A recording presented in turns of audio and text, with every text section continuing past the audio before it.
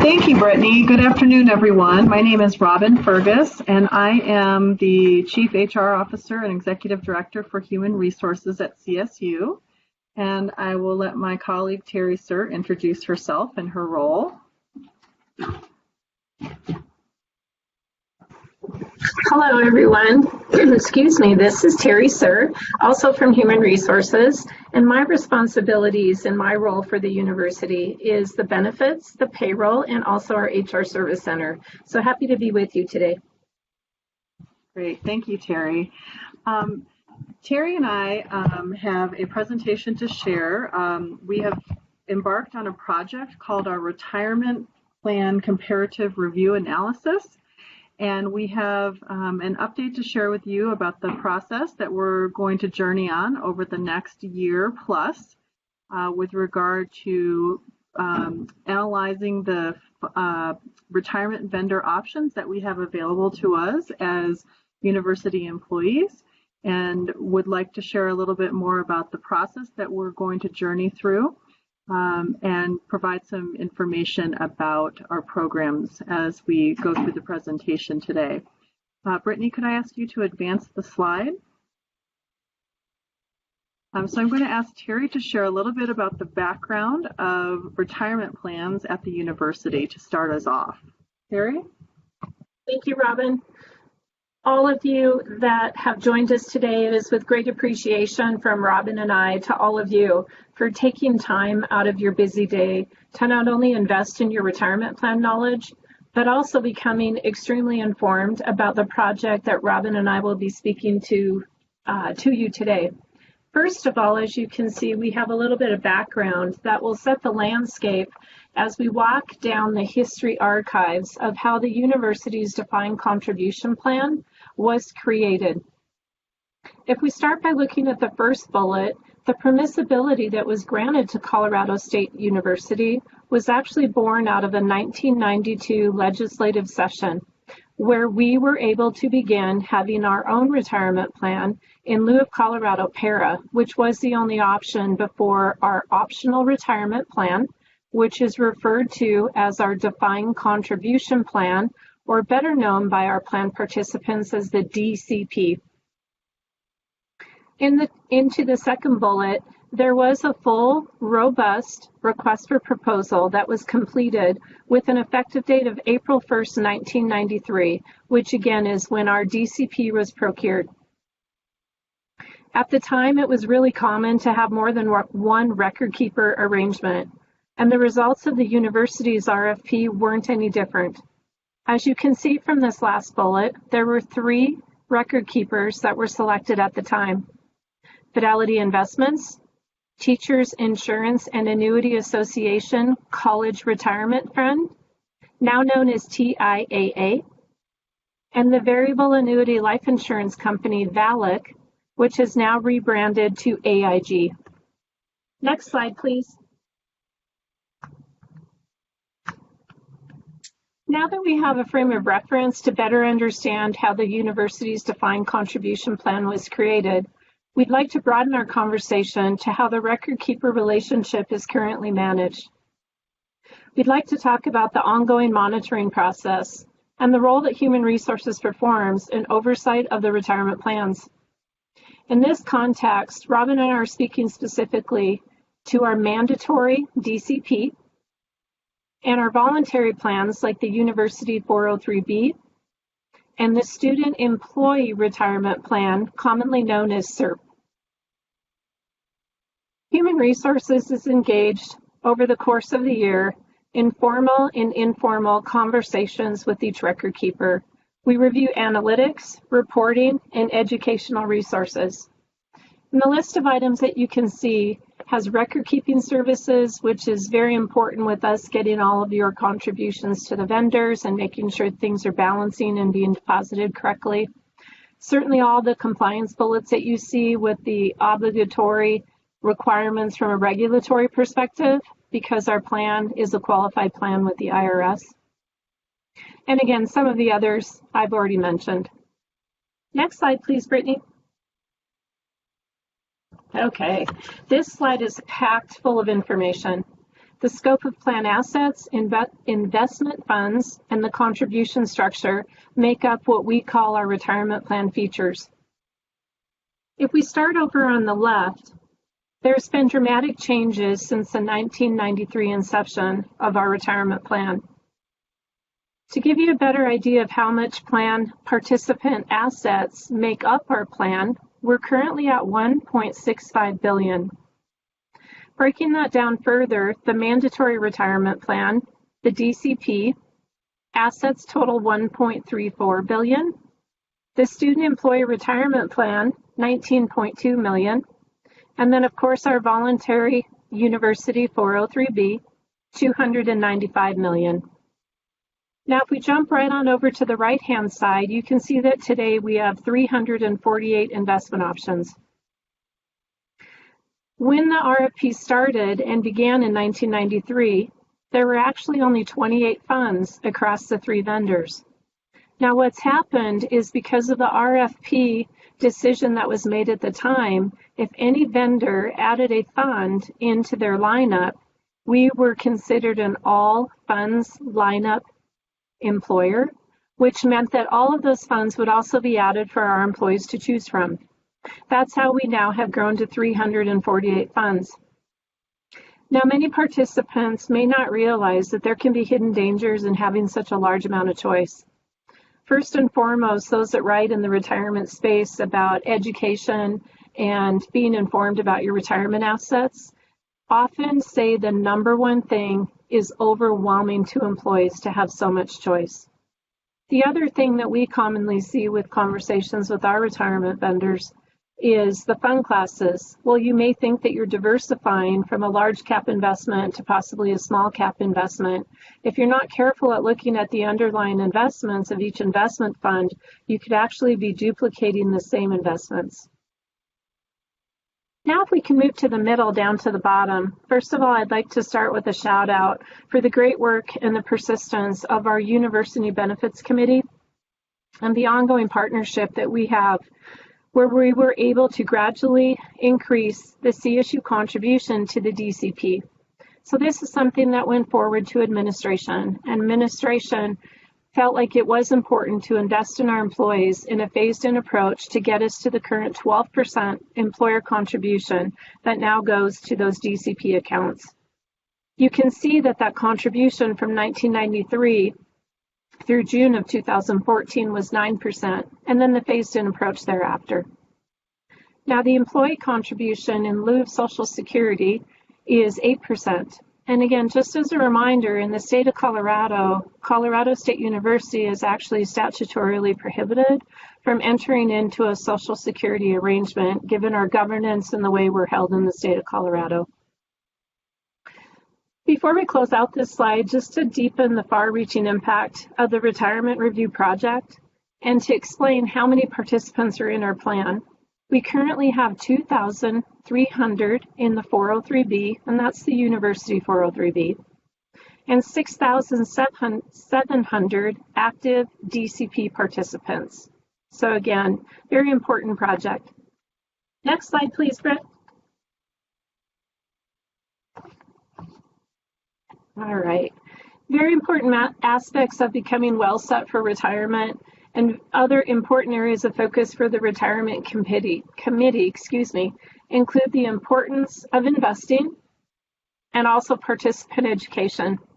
So if we jump to the left-hand side, life expectancy probabilities, what we are hearing from our record keepers is we should all now plan on retirement to have a 30-year retirement period. And again, the second bullet, staying the course after a market decline, that certainly is a good conversation for today as we're looking at the impacts of COVID-19 and the investment market. Participant engagement and inertia. I think a huge prevalence to this project is also to find better and more unique ways so that our participants feel like it's easy to be engaged and to be invested in their retirement. Risk and reward, again, fund performance versus fees. That is a very important mix. Over to the right-hand side under the education hat, avoiding the temptation of retirement loans, understanding your retirement needs, being prepared for retirement, and creating a stream of retirement income. All things that we would like to hear from our employees so that we can journey forward with the committee that's been established to review the retirement plan. Next slide, please.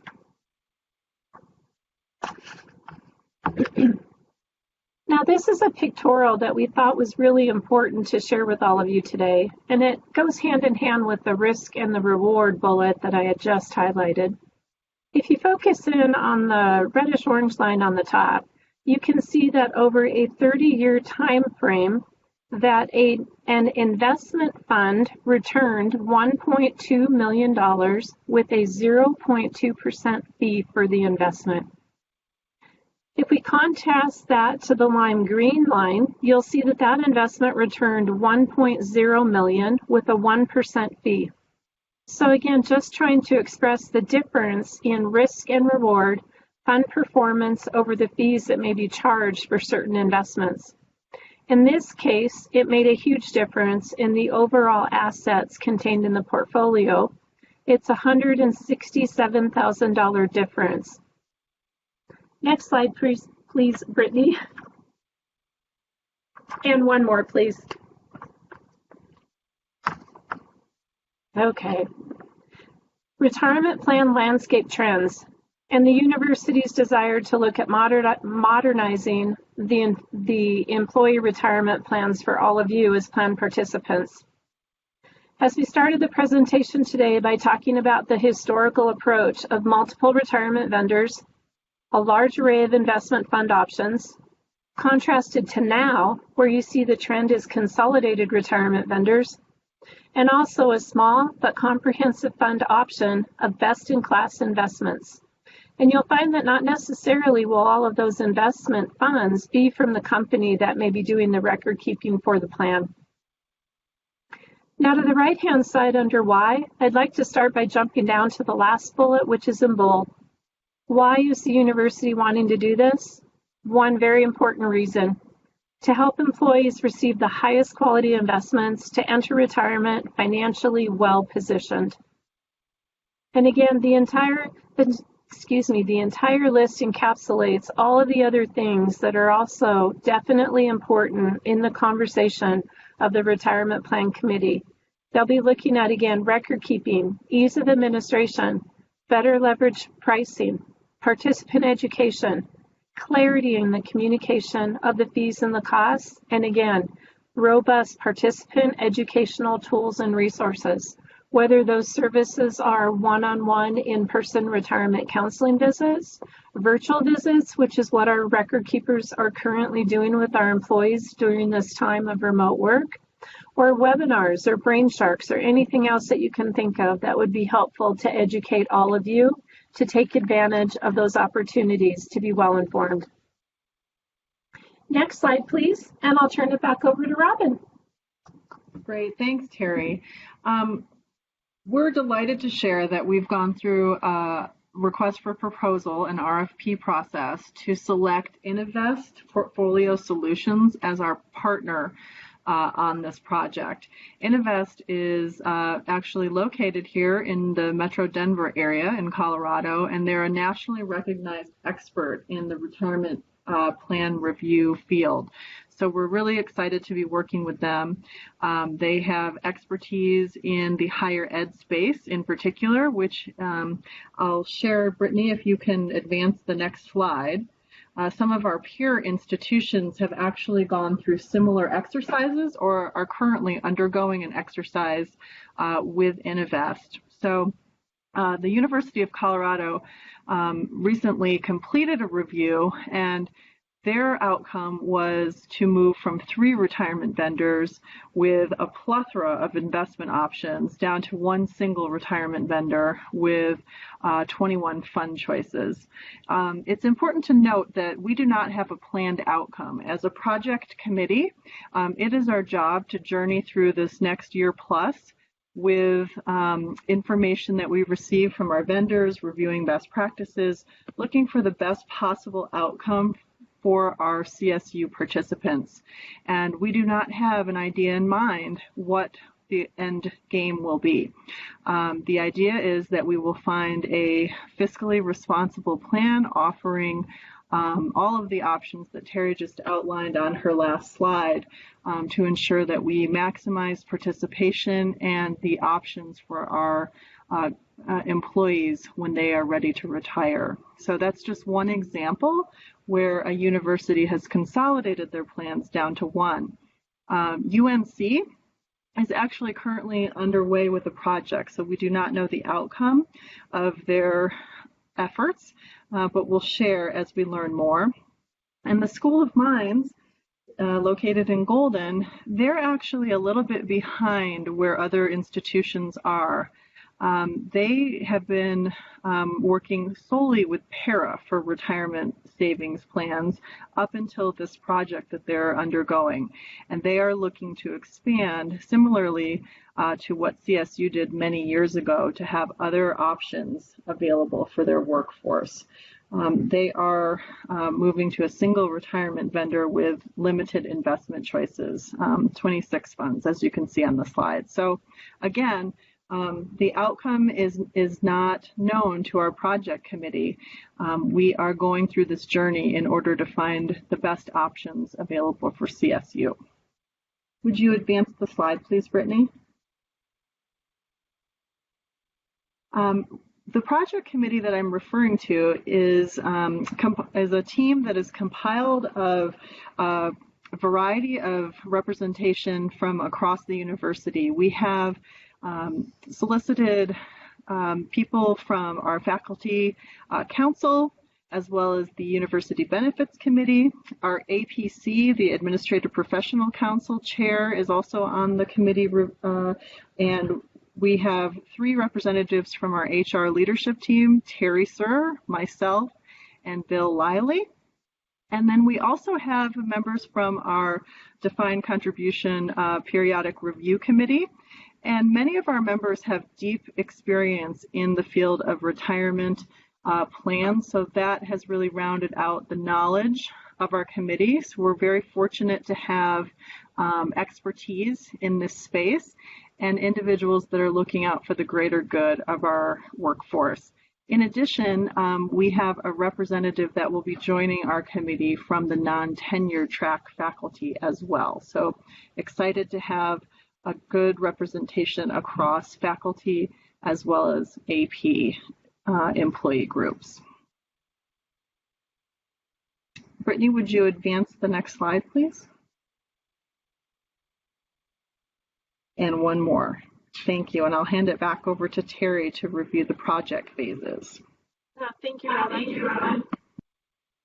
So our project will consist of 3 different distinct phases. And for transparency, I just want to make sure that I let all of you know that have joined us today that we've created a project website, which is located on our hrs.colostate.edu. And we've got some frequently asked questions that we've preliminarily started. And we're actually going to build upon those from these employee forums that we're giving today with questions that are asked of us. And we'll broaden the context of those FAQs as the project work is also underway. You'll see attached to it a timeline, a description of all of the phases, and then also today's campus presentation schedule. And again, it's our goal to keep all of our faculty and administrative professionals fully informed about the phases of the project and the work that will be done. Now, if you look specifically under phase 1, you can see that there is quite a packed full list of priorities. It's a little bit daunting. Again, I'd like to jump to the very bottom, number 10. To me, one of perhaps the most important aspects of this project is the voice of all of you, our employees. So there will be a custom participant survey that will be created, and our partner again in this project, Innovest Portfolio Solutions from Denver, will be helping us move through doing a lot of the behind the scenes work for the committee. Again, jumping back up to the top, there certainly will be an investment review, investment menu structure, how are the plans being administered, what communication is effective, investment fees, plan administration fees. As you probably are well aware, there can be a lot of fees that are tied to retirement plans. benchmarking services and plan design against our other higher education plans.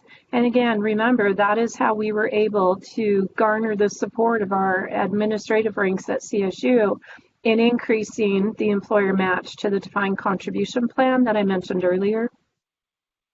Also, strategic planning for marketplace best practices, and then certainly fiduciary education, which is important for all of the committee members to know what their role is in making recommendations. Next slide, please. All right, phase 2, retirement vendor search and a request for proposal. Well, the list is much shorter than the first phase that we just looked at. This one will also be full of a great amount of work. We will be customizing and designing a retirement vendor request for proposal and following through our procurement process as a government agency in the state of Colorado. So much like was done in 1992 for the DCP plan to begin in 1993, that process will be recreated to make sure that we are finding the best retirement plan avenue and plan pricing and options for our employees at CSU. One of the things that the ad hoc project committee will be performing is evaluating the responses from the record keepers. And also, what I always say is most fun for me from a human resources perspective is negotiating those contracts for service agreements to make sure that we uphold the service that you all expect from us in human resources, but that we also get the best deal or the best value for your employee benefit plans at CSU. Next slide, please. Phase 3, conversion, coordination, and investment selection. Again, a lot of work will be done in this phase.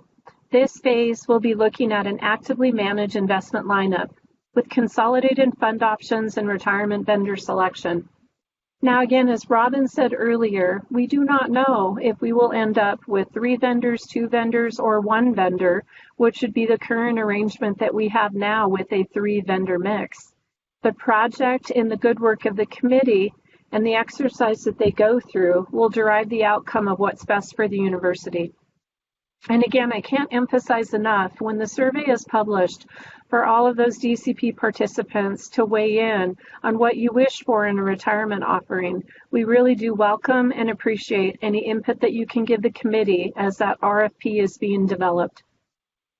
Phase 1, 2, and 3 is a 54-week minimum engagement.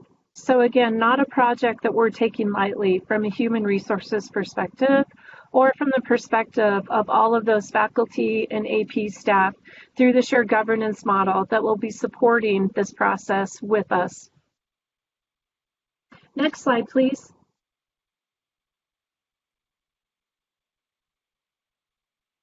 One of the things that I've been asked often in my role in HR, as people were learning that we were ready to queue up this project that we've been thinking about for quite some time, but as many of you can probably attest to, we always have to prioritize and look at what is the right time to take on a huge initiative. So again, why now? All I can say is 3 simple words: it is time. It's time for us to ensure that our faculty and our administrative professional staff at Colorado State University receive the best plan benefits and education that can be well benchmarked with our peers, that you all have high caliber investment choices, and certainly efficient plan administration that's balanced with risk, returns, and costs. And with that, we'd like to go ahead and open it up to questions. Brittany, if you wouldn't mind helping us with that, that would be great. Sure. So the first question we got is about Innovest and clarifying their role. Are they a consulting firm or a vendor that sells investments? Robin, would you like to answer, or would you like me to? Excuse me. Sorry, I was on mute. Yeah, Actually, they are a consultant vendor. Innovest is going to help guide us through the project. They do not have a personal interest in the outcome. Rather, they are here to shepherd our committee and our project through the fiduciary responsibilities, to reviewing our RFPs. Their expertise will be not done as a vendor, but rather a consultant on this effort.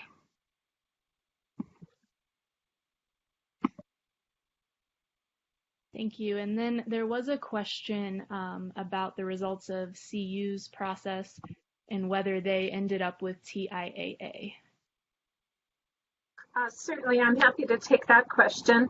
Now, one thing I'd like to point out is the University of Colorado has been in the optional retirement plan space. Again, that would be like our defined contribution plan, many years longer than CSU. The University of Colorado is actually held under different statutory guidance within the state of Colorado for the permissibility of when they could start certain plans. So they have had a relationship, a very long-standing relationship with TIAA since 1955. So if you contrast that to CSU's first retirement plan offering, the DCP in 1993, they had quite a head start on us because of our different governance. What that means is when they went through their exercise, and they did also partner with Innovest, as Robin addressed earlier, they found that the best recourse for them from plan assets, from what has been shared with us from that university, was to continue to stay with TIAA and to basically leverage from a plan pricing perspective all of the assets that their participants had in that plan. So great question, appreciate that. The next question, will current employees be able to keep the same vendor even if it's not the one that is chosen in this process? And if not, how do you plan to make an orderly transition? That is a mouthful and a very appreciated question. And I think that Robin and I would both say to all of you that have joined in with us again today, we don't know the answer to that question. There are so many different algorithms that could come into play with the outcome of Colorado State University's project. Now, is a sole vendor something that CSU would wish for? I don't know. What would our employees wish for? It could be that we end up with one retirement company that is the record keeper, if you will, which basically manages the assets being sent in from our payroll contributions and does all of the record keeping.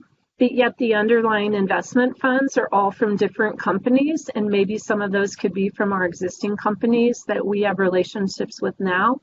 I think that there are also a lot of questions that we have heard from our constituents about, will I lose my investment funds?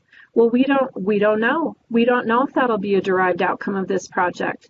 Just as easily, a decision could be made to freeze those funds and to leave those current investments with the vendors that you currently had.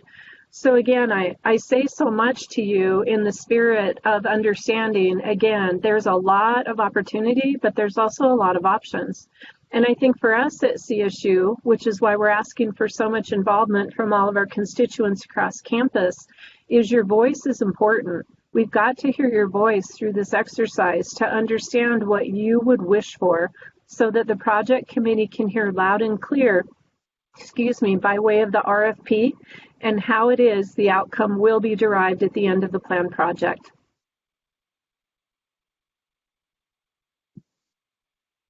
What aspects of the current systems are you receiving the most complaints about? The current system, give me just a second to think here.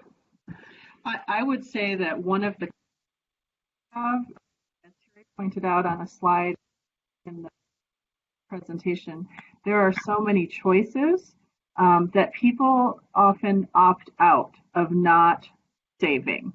And our goal is to ensure that all of our employees are well prepared for their retirement. And in this marketplace, with having so much choice, some people simply opt out of making a choice. And in the end, that impacts their ability to retire. So that's one of the concerns we're trying to address. is making sure that our employees are well positioned for a retirement. Thank you, Robin. I think one thing that I might add to that, that would probably echo in from our benefits unit team and our HR service center team, would be often when new employees are being onboarded at CSU and they're eligible for the defined contribution plan, they don't understand the difference between the three record keepers. So again, that would be Fidelity, TIAA, and AIG. And so I think that we spend a lot of time explaining the different models of those three companies, the way in which you can receive investment guidance, and then more importantly, all of the fund choices that are inherent within those three options. Now, one of the good things that we can share with you is if you don't actively engage in choosing your own investment lineup, or possibly seeking out the advice of one of the educators from the companies, which are employees of each company, there is a target date fund. And you may have heard the term target date or life cycle fund. Now, what that basically means is it's an age-matched investment fund. So it will look at your age, your date of birth, and it'll map you to a fund that will be more risky at the onset with higher diversified and a higher tolerance for risk portfolio mix. And then over time, as you age, if you leave your money in that bucket in a target date fund, it'll slowly become more conservative as you get closer to retirement. So that is one option for our employees to take advantage of that if it's too difficult. But again, 348 funds, if you put yourself in the seat of a new employee coming to CSU now, that is simply overwhelming for them to try to figure out which funds are the funds I should choose for me. And I would add that another concern, Terry reviewed a slide, a chart earlier in the presentation that spoke to the impact that fee structures can have on someone's ability to retire. And that is a concern that we've certainly heard from our workforce, but as being a responsible plan administrator, we want to ensure that we have the most competitive fee structures available for our workforce so that we can maximize retirement savings for all. That's a big difference. With a small percentage of fee can make nearly a $200,000 difference in the example which Terry outlined earlier. So really wanting to maximize everyone's ability to save.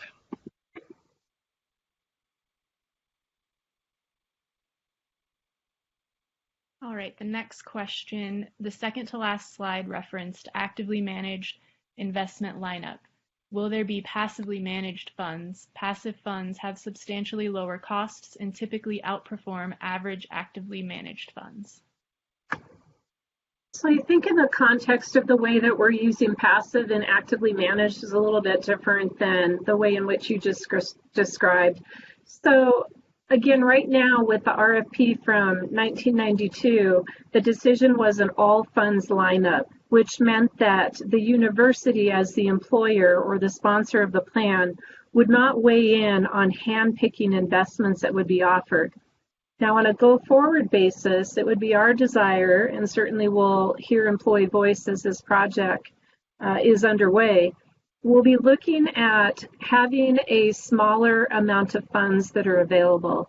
So it's not so much the investment philosophy being passive or active of each underlying investment itself, but the university's investment, if you will, for the long term in changing the way in which the ongoing monitoring will take place.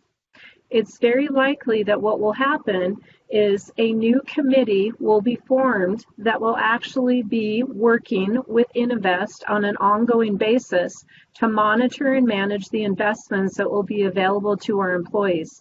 Now you could see that the investments that would begin maybe at the conclusion of this project may not necessarily be the exact same investments that would be offered 5 years later.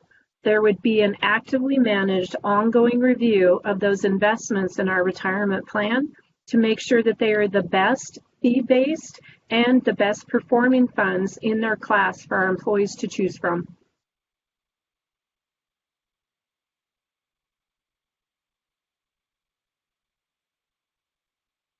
How does this impact someone considering retiring within the next few years? Well, I would say to you, congratulations, first of all, if you're that close to retirement. That's definitely probably been a long career at CSU and a very generous one to the university. I think as far as your retirement landscape, I would say to you now, make sure that you're being actively engaged in your portfolio and working and talking with our investment educators from the 3 record keepers, whichever one you may be a participant with. As far as this project and how would that affect you specifically, again, I don't know the answer to that question. I can't say to you, will investments be matched to new like investments in a new fund lineup? Will investments be frozen and your exact investments would stay with your current vendor? That's not something that we have the answer to now. But I'm going to say again, when the survey comes out to hear the voice of our employees, please do echo in when you're answering the questions on what would your choice be? How would you wish for those to be handled on a go-forward basis?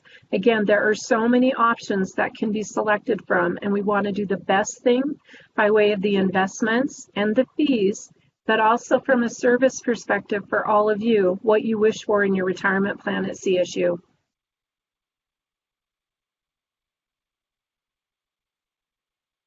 How does a company decide what fees to charge? Why are they all so different? Well, that's also a hard question to answer because everyone has their own philosophy on what they feel is necessary to charge from a fee perspective. As you know, each company in the retirement space is also, well, they could be nonprofit, they could be for-profit. There is always a profit or a fee to be earned, if you will. Now think about assets. We highlighted again that our plans have 1.65 billion in assets. The larger asset base you have will also derive a lower fee expense for you. So that's one of the things going into this project review that's also of great interest to us at CSU and should also be to all of you as plan participants is if you have more eggs in one basket, oftentimes you can derive a lot lower fee basis. So we have 3 different record keepers currently. And of those 3 different record keepers, the way in which the fees are passed back by way of the investments to CSU is based upon the amount of assets that are in each individual plan. So again, our one basket is divided into 3. So again, we may not go with the sole record keeper. That's not a decision that's been made. But certainly a very important underlying part of the conversation will be fee basis and how will, through the RFP, these companies respond and how will they be favorable, because I'm sure none of them will wish to lose CSU's business or their relationship with all of you as participants. But again, a large conversation will have to be had.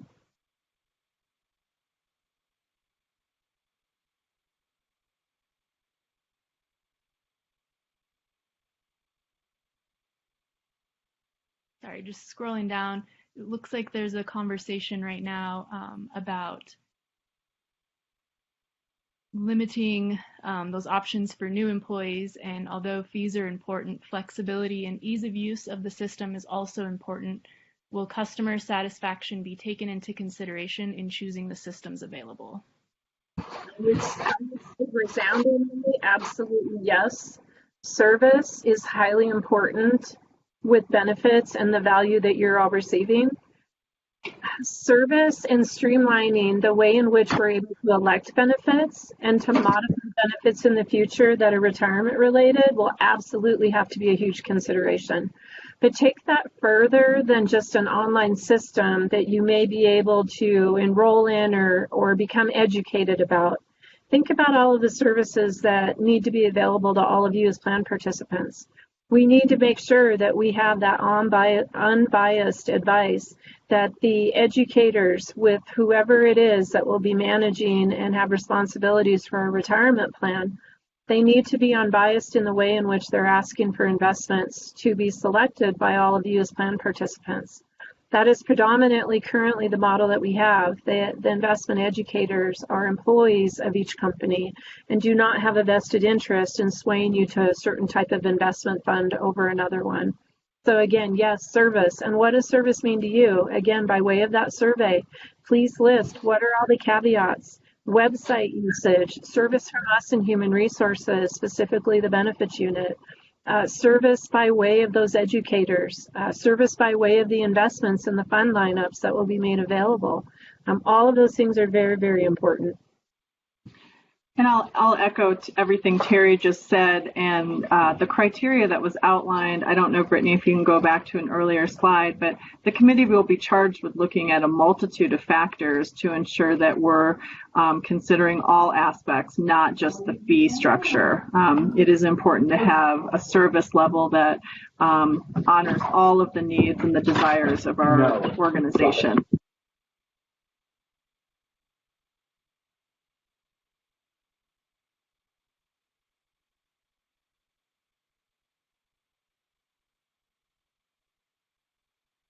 There you go, Brittany. That's the correct slide. So again, one other thing to highlight that we haven't said as much about again is that benchmarking, number 7. Benchmarking our services. So basically the service model and the plan design against other higher education plans that the university would traditionally benchmark against. I mean, that's also going to be a very important part of this project.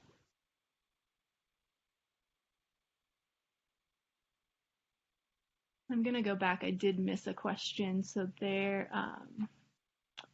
wondering, why don't we have the ability to invest in the target retirement date index funds, which typically have lower fees than the non-index target retirement date funds? So part of the balance in that question is what is being made available to us at Colorado State University as an employer-sponsored plan. So the way in which we currently are receiving funds from the 3 different record keepers is by way of that all funds lineup. Now the all funds lineup does not include the index funds.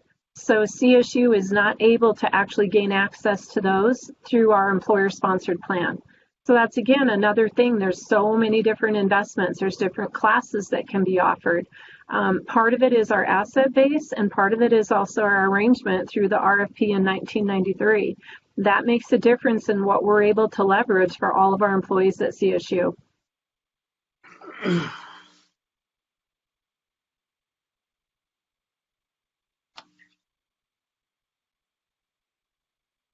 How should someone who is young and new to CSU retirement plans handle investments?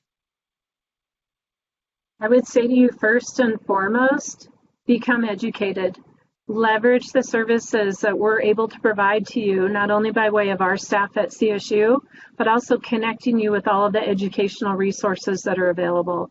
Again, one of the most important and I think most valuable aspects, I know specifically for me as an individual plan participant in the DCP as well, is using the educational services by way of the one-on-one counseling visits that are available from our record keepers.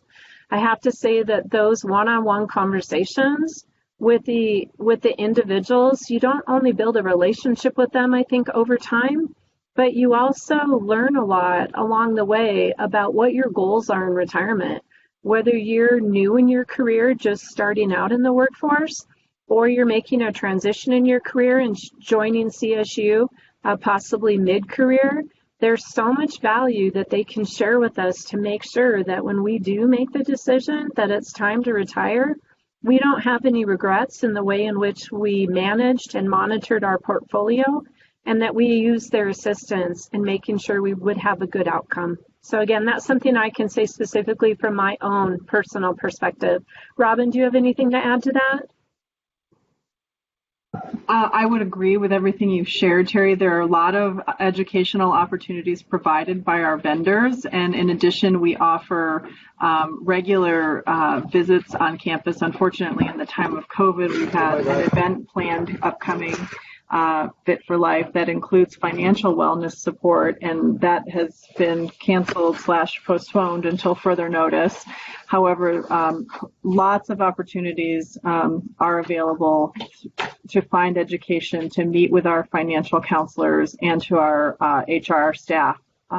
So we would encourage you to take advantage of those. And our vendors have a lot of on-demand resources on their websites that you can watch at your own convenience to learn more about retirement, saving for retirement.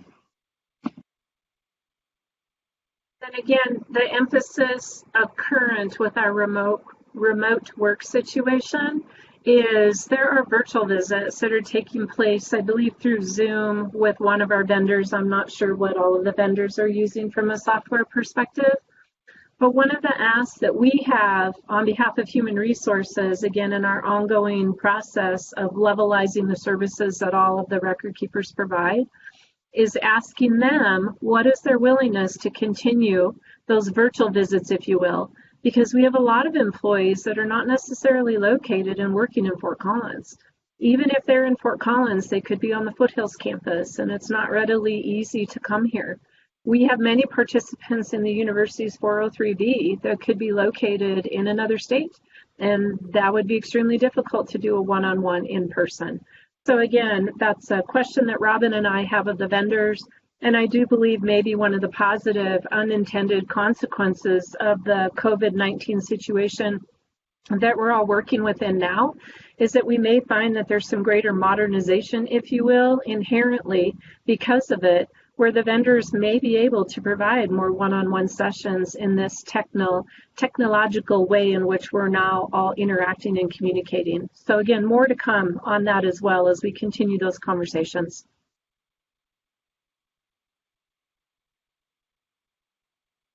So I reshared this chart because there's a question about if it's hypothetical or based on actual plans. So this chart was actually provided to us from Innovest Portfolio Solutions. So it's not technically an investment within the current CSU lineup with any of our record keepers. But what we asked for them to do is to create a hypothetical illustration that really looked at the risk and the reward again with the delta difference between fund performance and fees. So I can't actually share with you if that was like a large cap fund or a small cap fund or what the underlying investments might have been.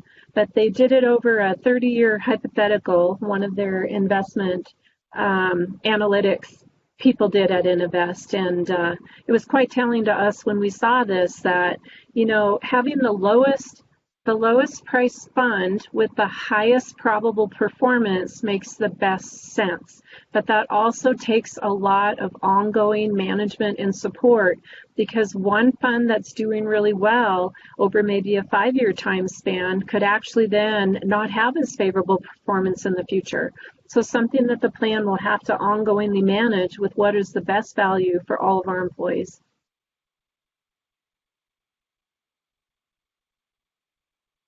The next question, is there a motivation to combine the retirements of all CSU system institutions to increase the total fund balance? I would say yes and no. That is something that historically the university was asked to look at by our chancellor. And I can say that we, Colorado State University, have the largest mix of investments. And also the plans are very different across the sister schools, the peer institutions that make up the bigger Colorado State University, if you will. So that isn't something that we've wanted to journey forward with and to take charge of. The other thing is we have a responsibility by way of compliance from a regulatory perspective with each individual plan. So each individual plan is qualified by the IRS and is reviewed and monitored when adjustments need to be made to the plan document language. So our plan is considered here at CSU a 401A, and that is just a citation under the regulatory code, and it is a money purchase pension plan. And so that is what we call our defined contribution plan. So there would be a lot of other work that would need to be done if in fact there would ever be a collapsing or consolidation of funds. The other thing that I might add is the environment for Pueblo. If we look at CSU Pueblo, perhaps the cost of living, the environment, the size of the institution can all be driving factors into the way in which a plan would be designed, which may not necessarily be the way that we, CSU, would wish to define and manage our plan. for our large population here in Fort Collins, which is quite a lot of employees at CSU. I hope that helps somewhat.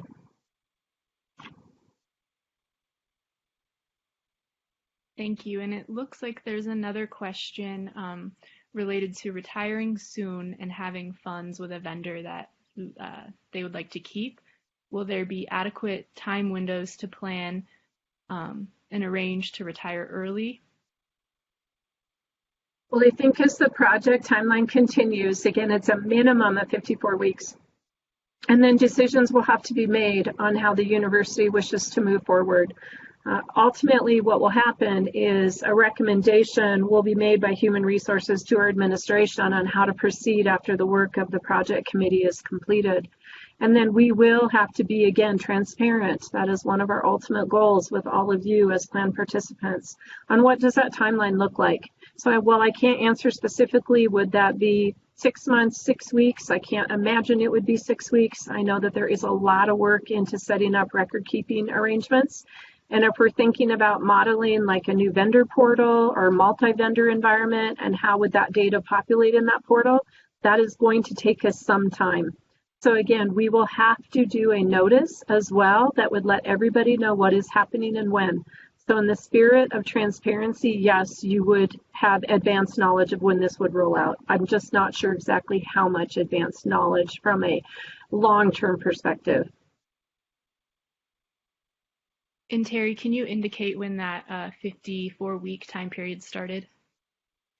Thank you, Brittany. The committee has only had one meeting, and our primary goal after that was to make sure that we were meeting not only with our respective councils and committees. So we've met with the University Benefits Committee, of course. That was the first journey for us to make sure that the presentation that we're sharing with all of you today, that they weighed in with their feedback on any changes that they wish for us to provide. In fact, the chart that Brittany still has shared on her screen is one of the things the UBC really wanted us to make sure that we mentioned to all of our campus constituents. The second part of that journey is to go to the councils, and Robin and I were able to present virtually to faculty council just last week.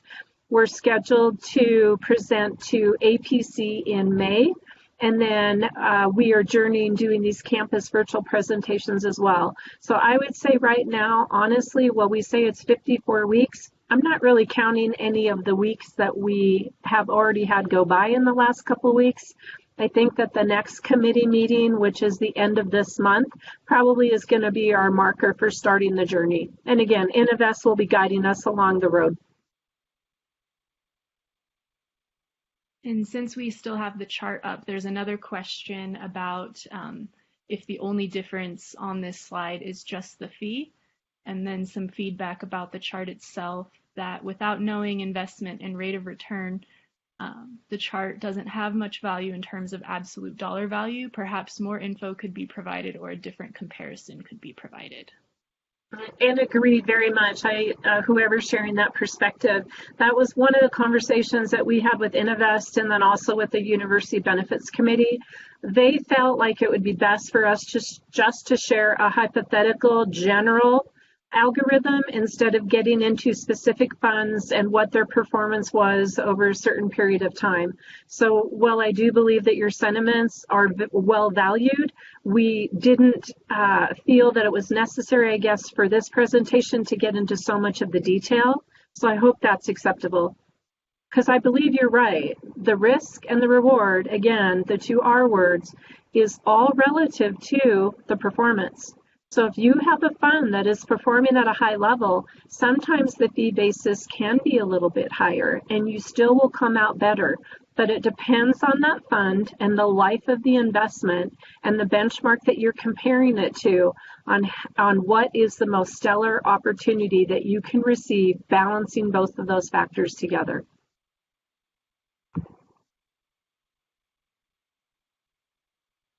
Thank you. And then there is some feedback about cost of living and attracting talent. And I just wanted to acknowledge that that's been captured and will be shared with the committee. But since there's no question, I won't read it out loud. And then could changes to the DCP affect the health savings account as well, which is currently held with Fidelity? My DCP is with Fidelity. I appreciate having those accounts in one place. That's another really great question. The health savings account that is coupled with our RAM plan, which is our high deductible health plan for faculty and administrative professionals, Fidelity Investments actually won that award through a procurement process. And so we currently do have a contractual arrangement with them for administration of the HSA. That's not something that we've brought directly into this conversation, but it certainly could be a consideration for the future.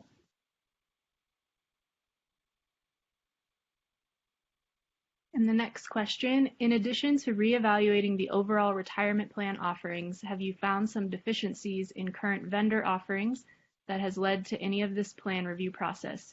If so, can any of that information be shared? Well, I think that I would echo in first, and then Robin, maybe you want to augment what I'm going to say.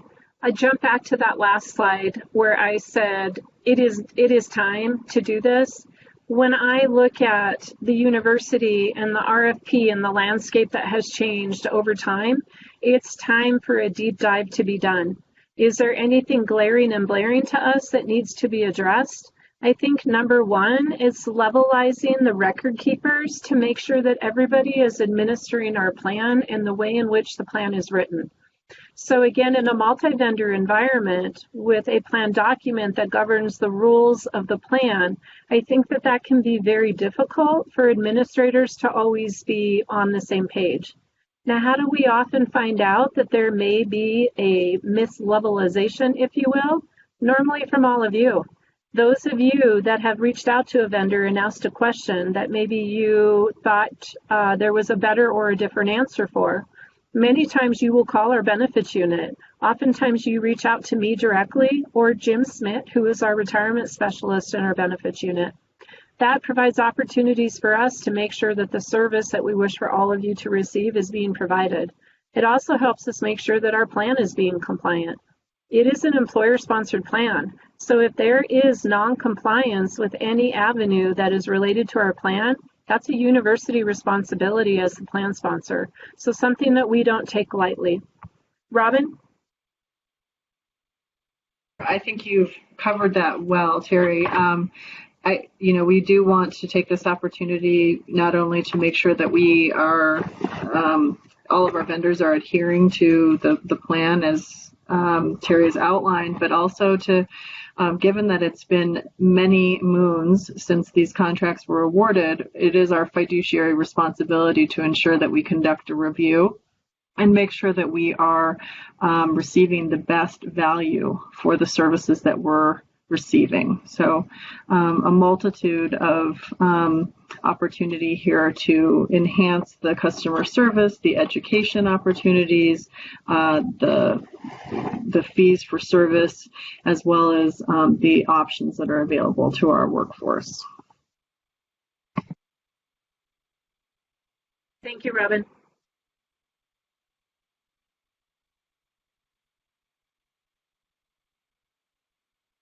Will the question and answers from these sessions be available after the fact? So again, great question. One of the things that I've asked for Brittany to assist Robin and I with is taking the questions that were asked during our forums and also our presentations with our councils. And we're looking for themes about what are the most important things on everybody's mind that we can try to also take those and put them in the FAQs that will be available on our website. Give us a bit of time though, we'll need to finish the last forum. And then Brittany will be doing a stellar job, I'm sure, putting those all together for our review. And absolutely, again, in the spirit of transparency, we do want to make sure that everything that's being asked of us is also available for our other employees that may not be joining in now to also see and to learn from. And then lastly, I might add that we are, again, recording all of these campus presentations, and then one of them will be posted on the website as well, so that other constituents that weren't able to join in will have the opportunity to listen in and to learn.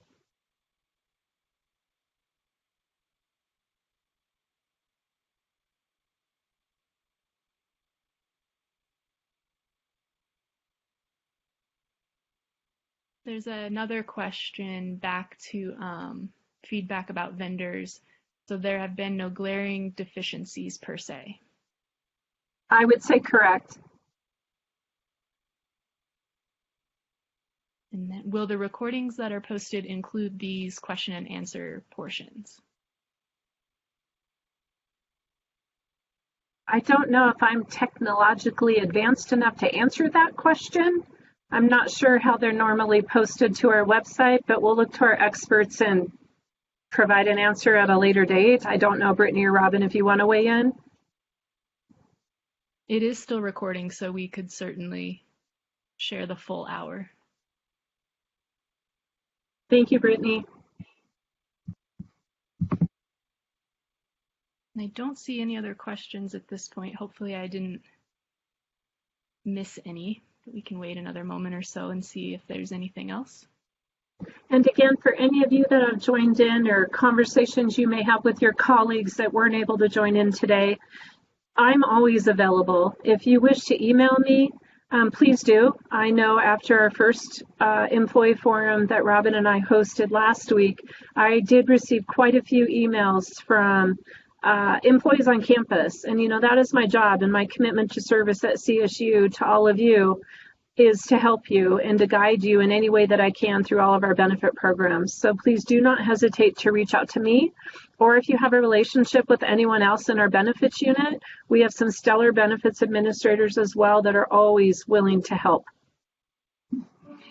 And as we wait for any last minute questions, I just want to thank everyone for joining today. We appreciate that you're engaged, that you have wonderful comments and questions about this project. We're delighted to have so much engagement and look forward to hearing your voice through the survey that Terry mentioned earlier. Just genuine appreciation for all of you and what you're doing with the changes that we're all experiencing due to COVID as well. Thank you, and we hope that you're all doing well and your families are safe and healthy during this time.